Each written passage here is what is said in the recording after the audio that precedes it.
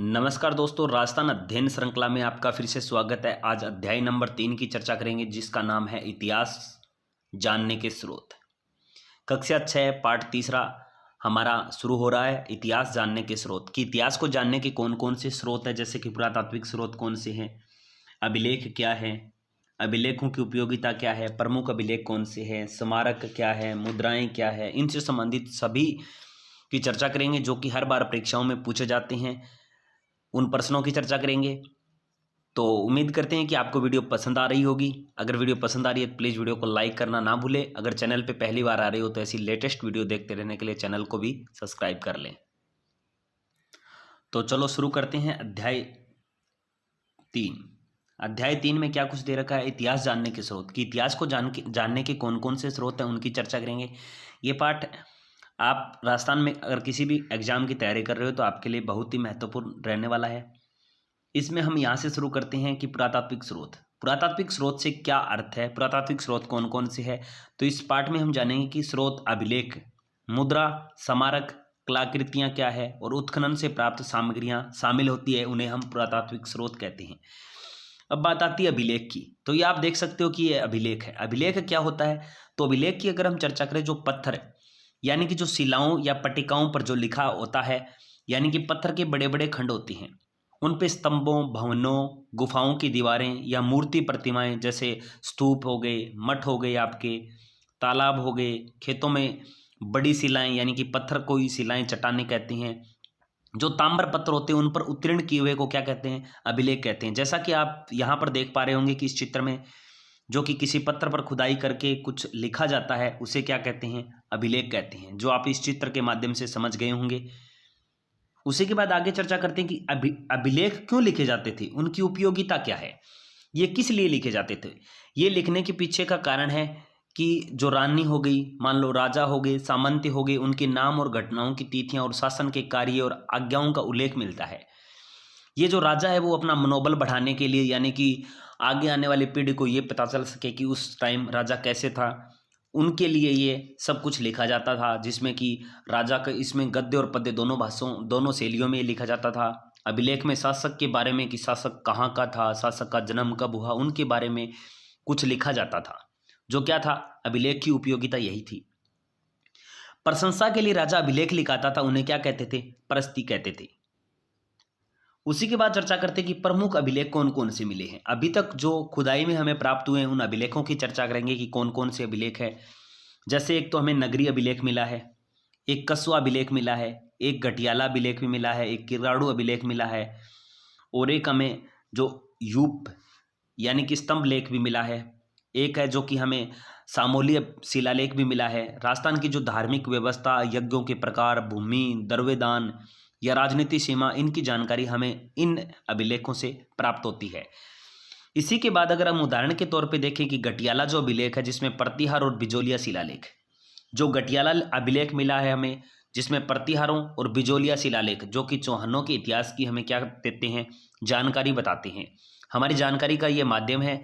चिरवा अभिलेख की चर्चा करते हैं। जो चिरवा का अभिलेख मिला है, जिसमें रावल अमर सिंह के युग की जानकारी हमें प्राप्त होती है कि राव जो समर सिंह था उसका युग कैसा था, इसकी जानकारी हमें चिरवा अभिलेख से मिलती है। ये बहुत बार परीक्षाओं में पूछा गया प्रश्न है। उसी के बाद आप देख सकते हो कि ये बड़े, उस जमाने में बड़े बड़े महल हुआ करते थे, या ये स्मारक आप देख सकते हो कि इस प्रकार से स्मारक बने होते थे, जो आपको इस चित्र के माध्यम से दिख रहा होगा कि किस प्रकार के स्मारक थे। यहाँ पर सीढ़ियाँ आपको दिखाई दे रही है, यहाँ पर आपको कुछ कमरे वगैरह ये ऊंचे ऊंचे पर्वतों पर बनाए जाते थे। अब हम चर्चा करते कि स्मारक क्या थे, उस टाइम स्मारक क्या थे। तो राजस्थान के जो विभिन्न स्मारक हैं उन्हें क्या कहते हैं? उनमें दुर्ग प्रमुख है। ये किसी राजाओं के द्वारा अपनी याद में बनाए जाते थे। जैसे हम चर्चा करें कि चित्तौड़ है, जालोर है, गांगरोण है, रणथंभौर है, आमेर, महनारगढ़, तारागढ़, कुंभलगढ़ आदि दुर्ग महत्वपूर्ण है। इन्हीं के अलावा भवन है, राजप्रसाद है, महल है, सार्वजनिक भवन हो गए, स्नानागार, जनसाधारण के घर, विराग, मठ, चैत्य, स्तूप, मंदिर, समाधि, बावड़ी, कूप आदि भी क्या थे? स्मारक थे। स्मारक का अर्थ होता है किसी राजा की क्या याद में बनाया गया, किस में बनाया गया? किसी की याददाश्त के लिए बनाया गया क्या होता है? स्मारक होता है। उसी के बाद मुद्राओं की चर्चा करते हैं उस ज़माने में किस प्रकार की मुद्राएं थी। ये आपके सामने कुछ सिक्के हैं जो आप यहाँ पर देख सकते हो। आज के ज़माने का सिक्का कैसा होगा आपने देखा होगा। उस टाइम मुद्राएं किस प्रकार की थी, किस प्रकार के सिक्के प्रचलित थे, किस प्रकार के सिक्के चलते थे, वो आप यहाँ पर देख सकते हो। आपको दिखाई दे रहे होंगे किस प्रकार के सिक्के उस टाइम है वो चलते थे। मुद्रा अथवा सिक्कों के छापों के प्रतीक की चर्चा करते हैं जिनकी धार्मिक व्यवस्था थी। मुद्रा, राजा मुद्रा क्यों बनाते थे? राजा मुद्रा बनाने के पीछे कारण था भाषा, लिपि, सन, संवद, नाम सहित धातु की शुद्धता और माप तोल के बारे में पता चलता है। और जो सिक्के हैं वो राजा के शासन की शक्ति का सूचक होते हैं। यानी जो सिक्के मजबूत होंगे, जैसे आपने देखा होगा कि चांदी के सिक्के हैं या सोने के सिक्के हैं, तो उस टाइम में सोने के या चांदी के सिक्के उन्हीं के राजाओं के बने होंगे जो कि प्रभावशाली राजा रहे होंगे। ये तो है नहीं कि तांबे के सिक्के आपने देखा होगा। तांबे के सिक्के तो क्या है, साधारण तौर पे कोई भी राजा बनवा सकता है, लेकिन अगर सोने या चांदी के सिक्के आपको मिलते हैं तो वो राजा की शक्ति को बताते हैं कि राजा कितना शक्तिशाली था। अब चर्चा करते हैं कि आहड़ की चर्चा करते हैं। रेंट, बैराठ, रंग महल और सांबर की अगर हम चर्चा करें तो इन स्थानों पर जो उत्खनन से हमें सिक्के या मुद्राएं मिली है, जिसमें कि मालवा के चौहानों की, गुहिल आदि वंशों के काल और राजाओं के बारे में हमें जानकारी प्राप्त होती है। उसी के बाद बर्तनों की अगर हम चर्चा करते हैं कि बर्तन और कलाकृतियाँ, आपने देखा होगा कि किस प्रकार के बर्तन मिलते थे, बर्तनों पे किस प्रकार की जो कलाकृतियाँ की जाती थी। कलाकृति भी आपने देखी होगी कि बर्तनों पर किस प्रकार की कला की जाती थी। जो कलाकृति थी अति सुंदर वहाँ पर बर्तन मिले हैं जो कि किस प्रकार के मिले हैं। आपको पता ही होगा कि बर्तन प्राप्त होते हैं जिनकी बनावट, पॉलिश, रंग उस काल की उत्कृष्ट कला को दर्शाते हैं। उस टाइम पे जो मिले बर्तन है उनकी पॉलिश आज भी वैसी की वैसी है, तो आप समझ सकते हो कि कितनी बढ़िया या कितनी अच्छी तरह की वहाँ पर पॉलिश की जाती थी। राजस्थान के अनेक स्थानों पर जो उत्खनन से प्राप्त मर्द भांड प्राप्त हुए, जो कि प्याले हैं, कराबियाँ हैं, धूप पात्र हैं, दीपक है, पूर्वजों के काल व कौशल के सहज को समझ सकते हैं। हम चर्चा करें कि कुछ स्थानों पर मिले, जैसे गणेश्वर सभ्यता की चर्चा करते हैं। जो गणेश्वर सभ्यता आज नीम का थाना सीकर की है। ताम्र संस्कृति के अवशेष यहाँ पर मिले हैं। जोधपुरा जो कि जयपुर में है, नो भरतपुर में है, यहाँ से हमें काले व लाल मर्द भांड प्राप्त हुए हैं जो कि आहड़ व गिलकुंड से प्राप्त हुए। ताम्र पत्र की अगर हम चर्चा करें कि ताम्र पत्र क्या था, जैसा कि यहाँ पर आपको एक चित्र दिखाई देता है, तो इस चित्र के माध्यम से आप समझ गए होंगे कि ताम्र पत्र क्या होता है। आपको क्या नजर आ रहा है यहाँ पर? ये ताम्र पत्र है। क्या है? ताम्र पत्र है। तांबे का जो कोई भी मान लो पात्र हो जिसपे कुछ यानी कि कुछ लिखवाया जाए, तो वह क्या हो गया? ताम्र पत्र हो गया। तांबे के छोटे छोटे पत्रों पर खोदे गए लेख को ताम्र पत्र कहते हैं। ये दान पात्र के काम आते थे। ताम्र पत्र है उस टाइम दान पात्र के दान पुण्य के काम आते थे, तो इसीलिए इन्हें दान पात्र भी कहते हैं। ताम्र पत्र का दूसरा नाम दान पात्र है। ये तांबे पर उत्तीर्ण किए हुए होते थे। अब हम चर्चा करते हैं कि साहित्य स्रोतों की चर्चा करते हैं, तो साहित्य स्रोतों में आपको कौन कौन सी भाषा देखने को मिलेगी? जैसे संस्कृत भी है, हिंदी भी है, राजस्थानी भी है, उर्दू भाषा भी है। उसी के बाद चर्चा करते हैं कि वेद, पुराण, रामायण, महाभारत, बौद्ध, जैन आदि में आपको अनेक प्राचीन इतिहास को जानने के भाषा भी मिलेगी। 12वीं सदी की अगर हम चर्चा करें, जैसे कि जैनन की चर्चा करते हैं, जैनन ने पृथ्वीराज विजय लिखी। ये प्रश्न बहुत बार परीक्षाओं में पूछा गया है कि जैनन सूरी ने कौन सी कविता यानी कि कौन सी जो इतिहास को जानने का स्रोत लिखा, तो इसने पृथ्वी विजय लिखा जो कि एक महाकाव्य है जिसमें चौहानों की उपलब्धियों का वर्णन हमें मिलता है।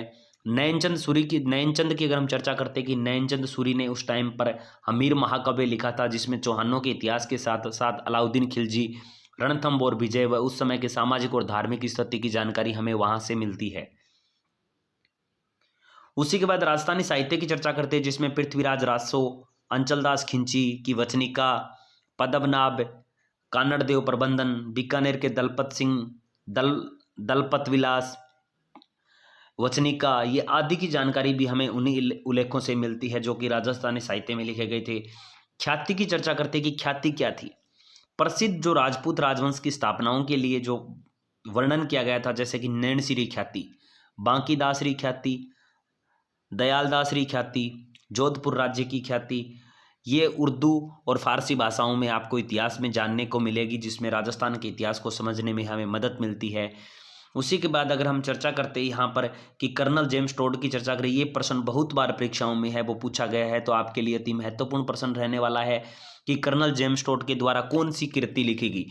एनाल एंड एंटीक्वीज ऑफ राजस्थान लिखी गई थी। कौन सी है? एनाल एंड एंटीक्वीज ऑफ राजस्थान लिखी गई थी। पश्चिमी भारत की यात्रा पर बूंदी के महाकवि सूर्यमल मिश्र ने वंश प्रभाकर लिखी थी। ये प्रश्न भी बहुत बार परीक्षाओं में आ चुका है कि सूर्यमल मिश्र की कौन सी कृति है, तो वंश प्रभाकर है। कविराज श्यामल दास वीर विनोद है, ये भी बहुत बार परीक्षाओं में आया है। उसी के बाद अगर चर्चा करते हैं, गौरीशंकर हीराचंद ओझा के द्वारा मारवाड़ राज्य का इतिहास लिखा गया था। उदयपुर, जोधपुर, सिरोही, डूंगरपुर, बांसवाड़ा, प्रतापगढ़ इतिहास ग्रंथों में हमें देखने को मिलता है।